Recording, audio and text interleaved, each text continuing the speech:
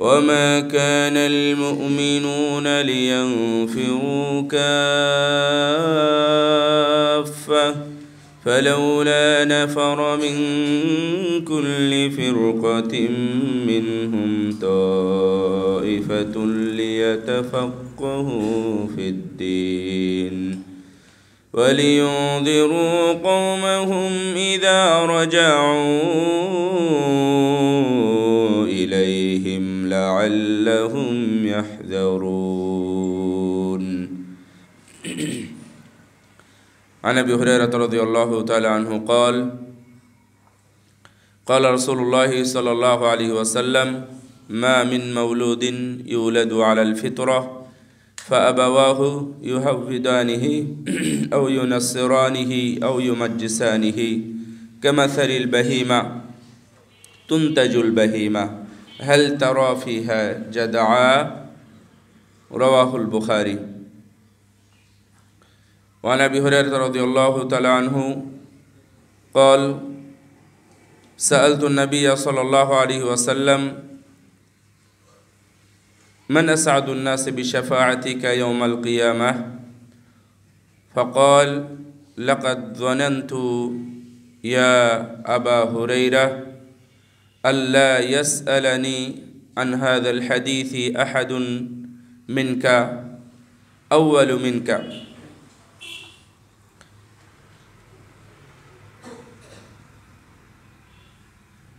بحرص على الحديث أسعد الناس بشفاعتي يوم القيامة من قال لا إله إلا الله خالصا من قلبه أو نفسه رواه البخاري. সম্মানিত মুসল্লিবৃন্দ, আল্লাহর নিকটে প্রশংসা যে আমরা খুতবায় হাজিরা দিতে পেরেছি, আলহামদুলিল্লাহ। দরুদ ও শান্তির ধারা বর্ষিত হোক মুহাম্মদ রাসূলুল্লাহ সাল্লাল্লাহু আলাইহি ওয়াসাল্লামের প্রতি। অপেক্ষারত মুসল্লি ভাইদের কাছে প্রথমেই ক্ষমা চেয়ে নিচ্ছি, একটু লেট হয়ে গেছে আমার। তো আজকে যেহেতু ডিসেম্বর, এই ডিসেম্বর মাস আমাদের মোটামুটি সিদ্ধান্ত নেওয়ার মাস। আমার সন্তানকে কোথায় পড়াবো, কি পড়াবো, কেনই বা পড়াবো, এই তিনটা প্রশ্ন আমাদের কাছে খুবই গুরুত্বপূর্ণ। আবারও প্রশ্ন তিনটা করি। আমরা আমাদের সন্তানকে কি পড়াবো, কোথায় পড়াবো এবং কেন? আপনাদের জায়গা যেহেতু ফাঁকা আছে, একটু আগায় আছেন, পিছনের ভাইগুলো আসুক।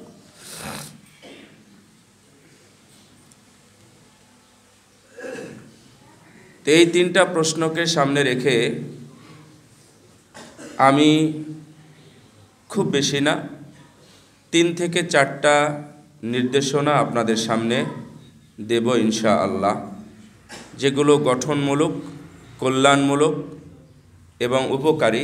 আমার আপনার উপকার হবে সিদ্ধান্ত নিতে এবং পরবর্তীতে নাজাতের জন্য খুবই সহজ হবে যদি আমরা এই 3-4টা নির্দেশনাকে অনুসরণ করতে পারি। এটা আমার একান্ত বানানো নয়, এটা আল্লাহ রব্বুল আলামিন রাসূল সাল্লাল্লাহু আলাইহি ওয়াসাল্লাম যেইভাবে আমাদেরকে নির্দেশনা দিয়েছেন ঠিক ওইভাবেই নির্দেশনাগুলো আমি তুলে ধরার চেষ্টা করব ইনশাআল্লাহ। আমাদের এখানে এমন কেউ আছে বা পৃথিবীতে এখন কেউ আছে মা বাবা ছাড়াই দুনিয়াতে এসেছেন? নাই। তার মানে মা বাবা আমাদের আছেই, মা বাবার মাধ্যমে আমরা দুনিয়াতে এসেছি। মা বাবাকে মহব্বত করে না এমন মুসলিম নাই এবং হতেও পারে না। আবার কোনো মা বাবাও সন্তানকে মহব্বত করে না, এটাও ঠিক না। রাগের ঝালে বা রাগের মাথায় কোনো সময় কিছু কথা বলে ফেলে হয়তো, কিন্তু একান্তভাবে তাকে মহব্বত করে না, এটাও ভুল। তার মানে সন্তান এবং পিতামাতার এই যে রিলেশন, এই কানেকশান, এটা কিন্তু ঠিক আছে। তার মানে দুনিয়ার কোনো মা বাবাই চায় না আমার সন্তান খারাপ পথে যাক। চাওয়া এবং বাস্তবতা আমাদের সাথে একটু অমিল আছে, এই জন্য বলতেছি। দুনিয়ার সব মানুষই, সব মা বাবারই চাওয়া আমার সন্তান যেন একজন ভালো মানুষ হয়, সন্তান যেন ভালো শিক্ষিত হয়, সন্তান যেন ভালো একটা চাকরিজীবী হয়, ও যেন সুখে থাকে, দুনিয়াতে সুখে, তার মানে পরকালে যেন সুখী হয়। এই চিন্তা ভাবনার মধ্যে আবার ভাগ হয়ে যাবে। কথাটা হয়তো আপনারা বুঝতে পারতেছেন। তার মানে চাওয়া এবং সন্তানের মহাব্বত দুইটার সাথে তো সমন্বয় ঠিক আছে, কিন্তু এই চাওয়াটা কেমন চাওয়া? সন্তানের কল্যাণ চান, অথচ সন্তান ঘুমাচ্ছে, তাকে রেখেই আপনি মসজিদে গেলেন। একটু চাওয়াটা আপনার বেশি হয়ে গেছে। এই চাওয়ার তো আপনার দরকার ছিল না যে সন্তান ঘুমিয়েই থাকবে আর আমি মসজিদে যাব নাজাতের জন্য, আমি মসজিদে যাব সালাতের জন্য, আমি যাব জান্নাতে, আর ও ঘুমিয়ে ঘুমিয়ে যাবে জাহান্নামে। ওকে ডাকেননি কেন? না ডাকার কারণ হলো ওর সকালে স্কুল আছে, সকাল 6টায় 7টায় প্রাইভেট আছে। এখন 5টা সোয়া 5টার দিকে ডাকলে তার ঘুম ভেঙে যাবে, নষ্ট হবে, পড়ার সময় মনোযোগ বসবে না, ঝিমাবে, ঘুম আসবে। এত বড় কল্যাণকে সামনে রেখে তাকে মহাব্বত করে ঘুমে রেখেই আপনি চলে গেলেন মসজিদে, অথচ একাকী জান্নাতে যাওয়ার সুযোগ নাই। এটা আমি বললাম, কোট করে নেন। একাকী জান্নাতে যাওয়ার সুযোগ খুবই কম আছে। ফেরাউনের স্ত্রী যাবে, বুঝতে পেরেছেন? ফেরাউনের স্ত্রী যাবে, আবু জাহালের ছেলে একা একা জান্নাতে যাবে। রাসূল সাল্লাল্লাহু আলাইহি ওয়াসাল্লামের আপন চাচাতো ভাই আলী, তিনি তার বাবা মা ছাড়াই জান্নাতে যাবেন। এগুলো ভিন্ন কথা, কিন্তু আপনি জান্নাতে যাচ্ছেন, আপনার ছেলে কেন যাচ্ছে না জান্নাতে? আপনার ওয়াইফ, আপনার মেয়ে কেন যাচ্ছে না? আপনার কি এতটুকু দায়ভার নেই? নাকি মনে করেন যে একবারে ফ্রি, আমার কোনো দায়ভার নেই? আছে। তাহলে এ কথাটা যদি নতুন শোনেন তাহলে নতুন কোট করে রাখেন, যেহেতু একাকী জান্নাতে যাওয়া যাবে না। আল্লাহ বলছেন, ইয়া আইয়ুহাল্লাযীনা আমানু কু আনফুসাকুম ওয়া আহলিকুম নারা, হে ঈমানদারগণ, তোমরা তোমাদের সন্তানদেরকে শিক্ষা দাও। দেখেন, আমি আয়াত আছে একরকম, অনুবাদ করতেছি আরেক রকমভাবে। যারা আলেম ওলামা আছেন ওরা বুঝবেন। ইয়া আইয়ুহাল্লাযীনা আমানু কু আনফুসাকুম ওয়া আহলিকুম নারা, হে মুমিনগণ, তোমরা তোমাদের সন্তানকে শিখাও। তার মানে শিক্ষা দাও, দিন শিখাও, নাকি অঙ্ক, গণিত, ইংরেজি, ভূগোল, ইতিহাস, অর্থনীতি বা এইসব নিয়েই পড়াবেন? শিক্ষা দাও। ওয়া আদ্দিবুহুম ওয়া আল্লিমুহুম ওয়া আদ্দিবুহুম, তাদেরকে শিক্ষা দাও, তাদেরকে আদব দাও, আদব জানাও। এবং আরও কি, যে আত-তাআহ ওয়াল মাসিয়া, তাদেরকে তুমি শিখাও।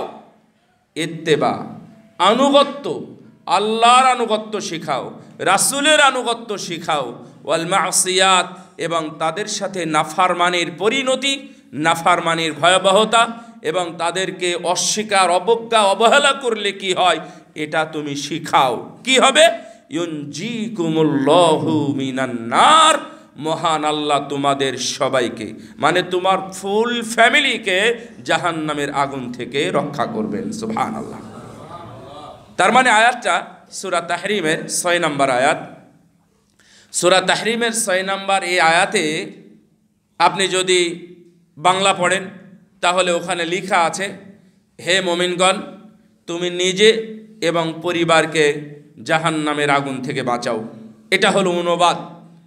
কিন্তু অনুবাদের ভিতরে যেই কথাগুলো আছে সব মুফাসসিরগণ এখানে লিখেছেন, যে আল্লিমুহুম ওয়া আদ্দিবুহুম, তারপরে ওয়া আল্লিমু তাআতাহুম ওয়াল মাসিয়াত, আর অনেক অনেক আছে, আশ-শিরক ওয়াল বিদআহ, তারপরে আত-তাওহীদ, আল আকীদা, এগুলো সব শিখাও। মহান আল্লাহ তোমাদেরকে জাহান্নাম থেকে রক্ষা করে জান্নাতি বানিয়ে দিবেন। এইটা হচ্ছে মূল কথা। তাহলে আপনি একাকী তাওহীদ মানলেন, ছেলেটাকে শিরকের আড্ডাখানায় দিয়ে দিলেন। আপনি মা একাকী পর্দা করলেন, আর মেয়েকে একটা বেহায়াপনা বানানোর জন্য কোনো বেপর্দা ম্যাডামের কাছে পড়াশোনা করতে দিলেন। এই কথা তো আল্লাহ আপনাকে বলে নাই। দুইজনকেই জান্নাতি হতে হবে বা জান্নাতের কাছাকাছি নিয়ে যেতে হবে। বড় হওয়ার পরে সে যদি একাকী ও বকে যায়, নষ্ট হয়ে যায়, নিজেই যদি সন্ত্রাসী হয় অথবা যদি আরেকজনের উপর গুলি চালায়, সেটা তার ব্যক্তিগত হিসাব। এই হিসাব আল্লাহ আপনার কাছে নেবেন না। কিন্তু ছোট থেকে কিভাবে গড়ে তুলেছেন, কোন পোশাকে তাকে বড় করেছেন, কি পড়িয়েছেন, কোন স্কুলে দিয়েছিলেন, অথবা কোন কলেজে, কোন মাঠে, কোন ক্লাবে, নাকি সেটা নাইট ক্লাব নাকি ডে ক্লাব, কোথায় দিয়েছিলেন, এইগুলোর সব হিসাব ছোটবেলা থেকে যেগুলো করাচ্ছেন এই হিসাবটা আপনাকে দিতেই হবে। নাকি এখান থেকে আপনি নিস্তার পাবেন না।